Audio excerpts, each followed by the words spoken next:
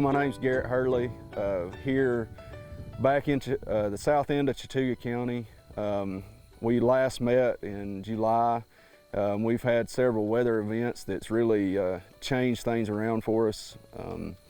We started out Labor Day weekend with a historic flood. Some have called it a 500-year flood.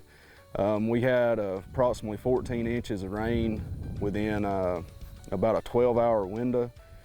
Then come into October, we were looking at a short crop anyway from the flood, and then we had a mighty early frost and freeze.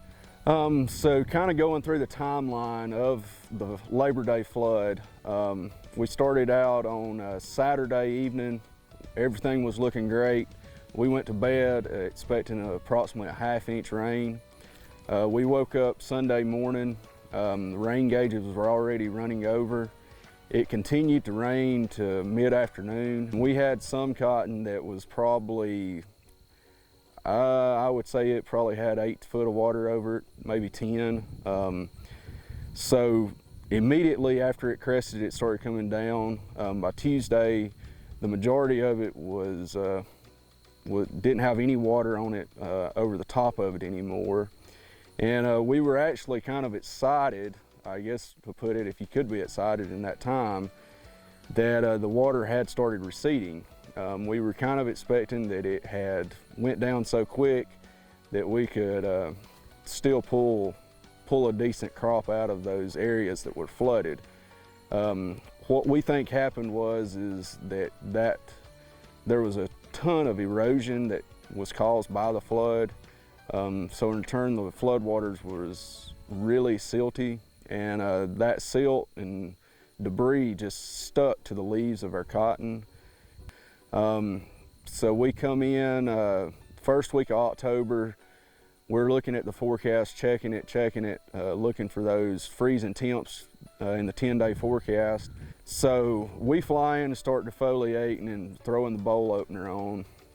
We get all of our defoliating out in what we thought would be plenty of time, and we wake up the morning that it's supposed to be 35, and we wake up to it, they've dropped it, and we wake up to 28. So whenever it gets to 28 and bowls are not open, that means one thing, and that means that they're soured. And that's what you can see behind me is a lot of damage from the frost and the freeze, and not necessarily the frost. The frost really just hit the leaves. We were able to get by and get the leaves knocked off, but the freeze is what really caused our damage. And we had some immature bowls that I believe were caused by the flood. It slowed the maturity down of this cotton on some of the late fruit that was on it. And once it did that, these bowls just didn't have time to open up. Some takeaways from this year are we're looking into the 2023 crop. Our main goal is to have our crop planted a little bit earlier.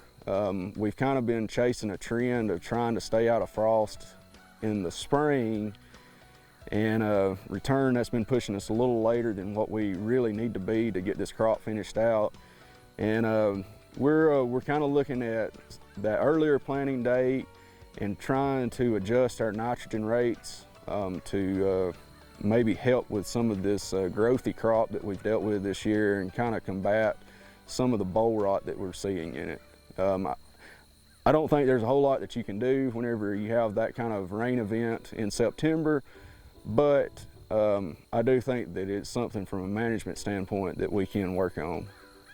From the farmer here standing in his field, talking to a consumer, maybe a couple thousand miles away, I hope whenever that consumer either lays down in his bed in their cotton sheets or puts on their cotton clothes to go to work, I hope that they can appreciate what goes into a cotton crop to get that crop out and get that fiber to the mill and have it spun into yarn.